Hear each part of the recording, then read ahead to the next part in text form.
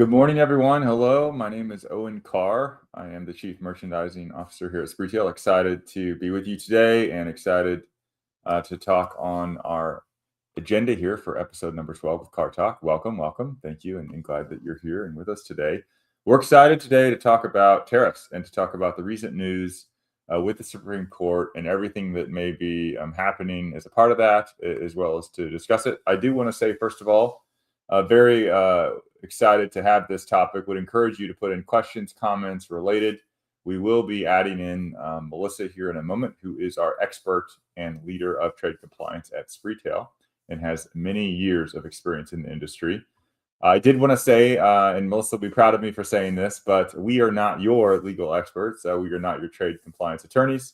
So everything we say here is to be helpful and thoughtful, but would encourage you to seek your own counsel and advice if we go through. But first, before we jump in, let's check out with a few key segments and data points that we're seeing.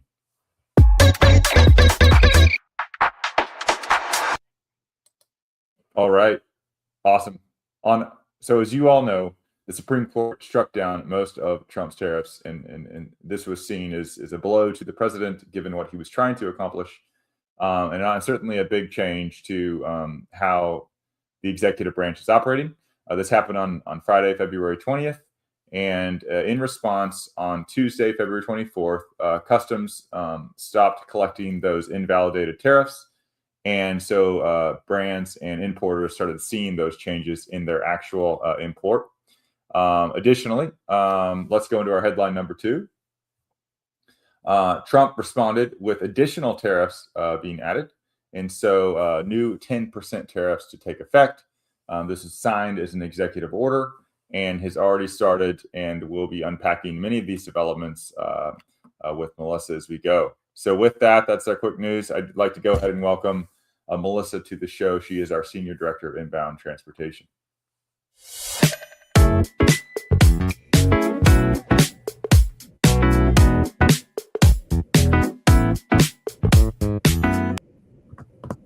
Awesome.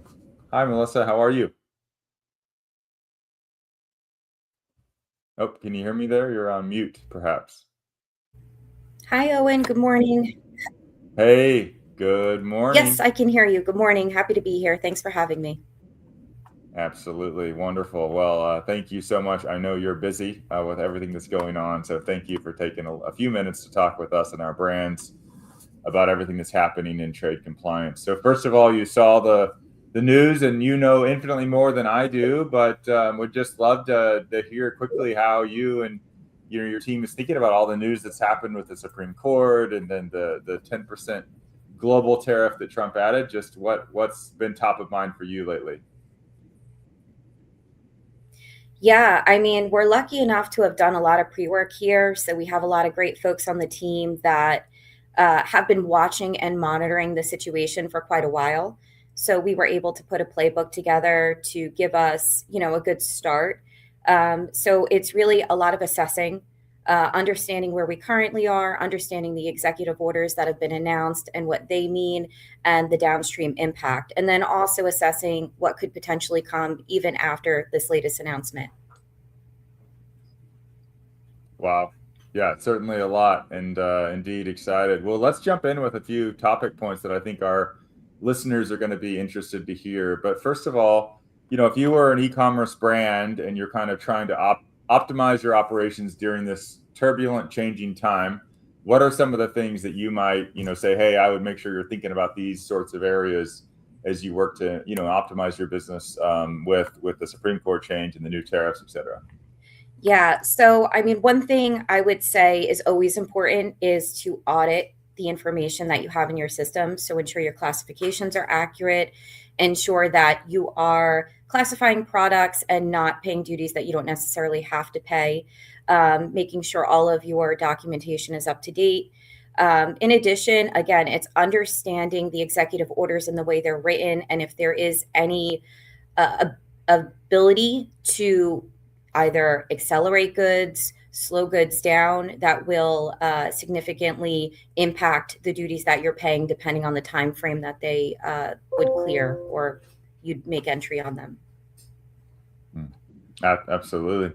And are there certain categories that you're seeing that are maybe more or less exposed to these types of costs, or maybe certain countries, or how do folks think about that? I think a lot of companies work to diversify from China, but how does the recent news impact, different countries across the US or across the world with these tariffs?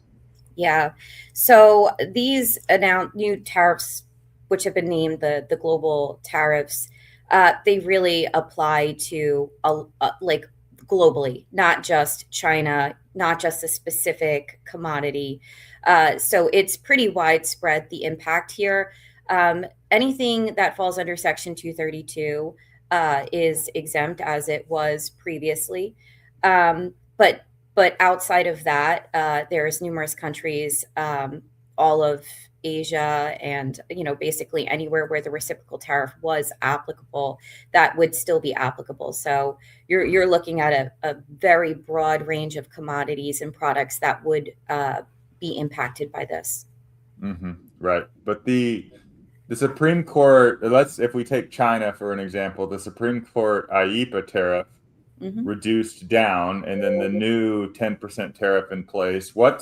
If you go from, say, an item that was imported on February 15th versus an item that would be imported today and it's from China, what would that difference now be with IEEPA falling off and then the new tariff coming in place?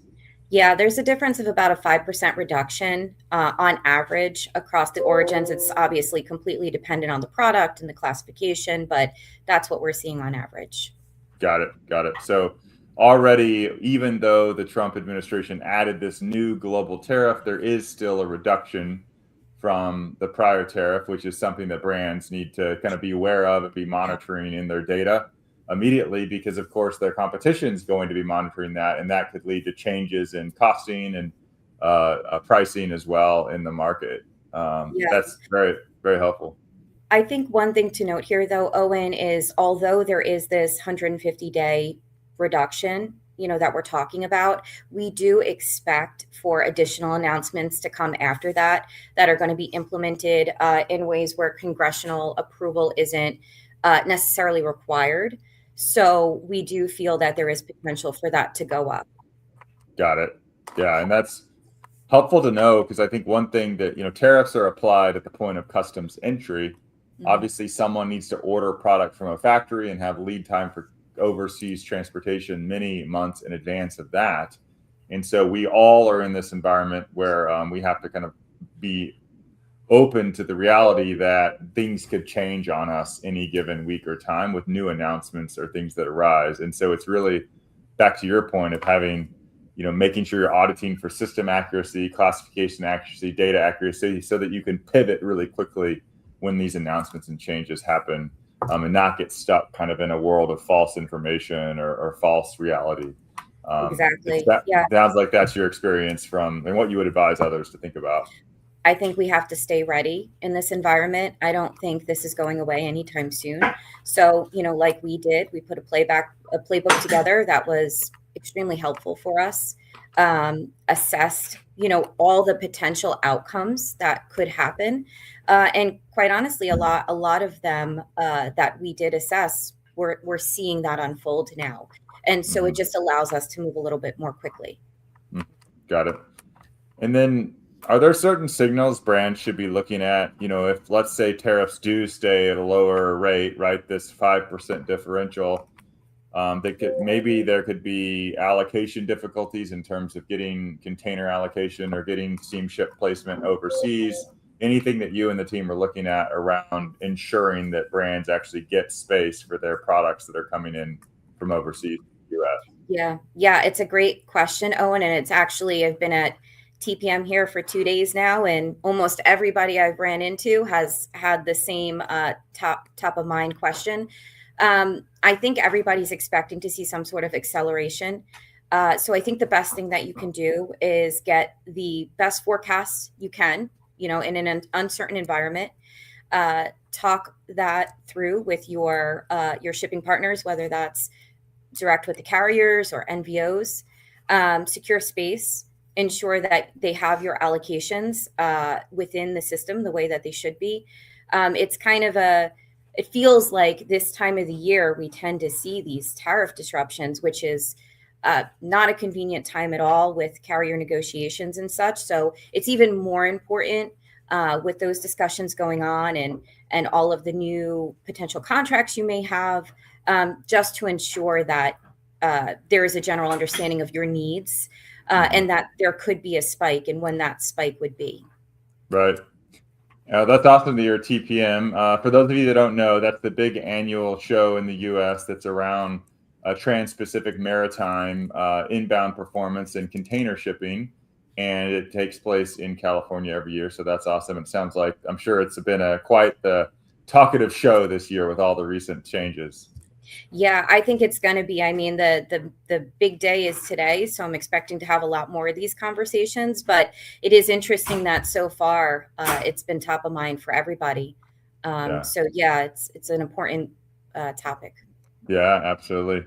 One thing I want to talk about next is, how brands can stay flexible with these policy swings. As you know, we work with brands in many capacities that import via different Incoterms, whether that's FOB or DDP or MDDP or for sale. And maybe how can brands think about ensuring they're able to react quickly to these changing tariff environments so they don't get stuck in a position where they're now non-competitive or they're not able to kind of relate to the costs that are happening that are live in the market? Yeah, that is a tougher question, just because the generalized tariffs that apply over so many commodities, right? So I would say short term, it's focusing on the effective dates, ensuring that you're bringing product in and entering it when it's convenient, right? So when you can benefit from potentially a lower tariff, and then I think long term, it's having a risk mitigation plan or alternatives, whether that be alternative services that you use with the carriers, whether that be sourcing multiple origins for the similar, same or similar products, so that you can make that switch more easily.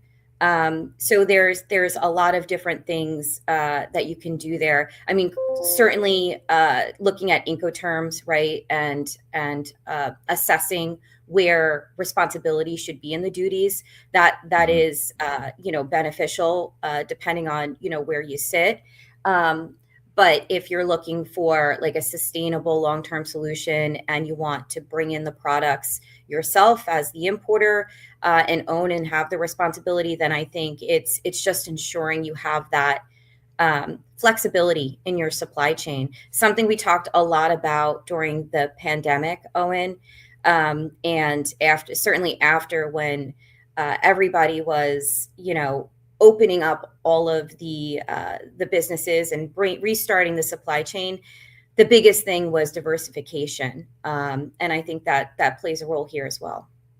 Yeah, no, absolutely. I think that, one thing, since Spreetail works with over 250 partners, many of those who do import, we can see many brands that are organized in different ways, whether that's on different Incoterms or different countries of origin and how they can pivot to different factories. But yes, those that have multiple factory country of origin points that they can flex based upon different environments, whether that would be tariffs or actually, maybe it's something related to transportation delays or labor or other items that could be happening in origin. But then we also see brands that can pivot to, using something like an Incoterm of first sale or MDDP or DDP or FOB, so that they're able to then pivot to clarity of, are they going to take the risk and pay the tariff? Are they going to ask the retailer to do that? And in a high changing tariff environment like we're in now, where the tariffs of yesterday may not be the tariffs of tomorrow, I think it often is helpful to ensure you're using something like a first sale or an FOB where it's very clear. Because when you get into a DDP tariff, for instance, you're loading that in, and then it can get hard to then rework through all those costs and changes real time, and it can slow you down. So that's something we're seeing as well. Well, any other, I guess, final comments on how Spreetail is navigating these tariffs, or other final thoughts you'd have? I don't want to take a ton of your time because I know you have a lot of meetings today at TPM, but I wanted to just understand if you have any other final thoughts on how Spreetail is navigating, or what you might recommend for brands as well. Yeah, I guess the only final thought I'd have here is on the refund front, because that is also a big topic of discussion with this latest round of announcements. And there's obviously a lot left to be clarified on that front. So it would be just ensuring that you're taking the proactive steps to ensure that you'd be eligible to get those refunds. I think it's really important that you're either working with external counsel or you're working internally to make sure that you have all the documentation and that you're making the proper requests to CBP, so that when the time comes, whenever that may be, that the refunds do come out, you're ready and you're not having to let some of that money go because you didn't do the pre-work. So Right. that would be my final thought here. Yeah, no, that's a good thought. Look, none of the certainly there could be changes with Congress or changes to their announcements that makes the refunds available or not available. None of us know that. But what we do know is that if the refunds are available and we don't have the proper filings and paperwork and materials in, then we will not be eligible to get those back, or we might get delayed in terms of getting those back. And so I think, yes, if you are a brand and you're not sure you're doing all the right things, please reach out to me or reach out to Melissa. We also have a number of trade compliance partners externally of Spreetail that we could connect you with to be advisors or support partners for you during this window. And so if that's also something that you need help on or want to just have folks double check, we're more than happy to get you connected with some folks that we use at Spreetail as well. Well, Melissa, I appreciate your time and everything that you're doing for our brands and for Spreetail. Wish you a good show today and tomorrow, and excited to, at the end of the day, hopefully we'll get clarity of all these tariffs and be able to operate in a way that we can continue to improve our operations for our brands and for end customers, and ultimately sell a lot of good products. That's our goal. And so we want to win market share. And so I think that our work here today is a nice foundational point to navigate that. So thank you so much. Yes, thank you, Owen. All right. Well, thank you to everyone else for joining with us today. We wanted to just respond quickly, get you a quick episode on tariffs. As always, reach out to me or Melissa if we can help in any way, and we'll see you next time.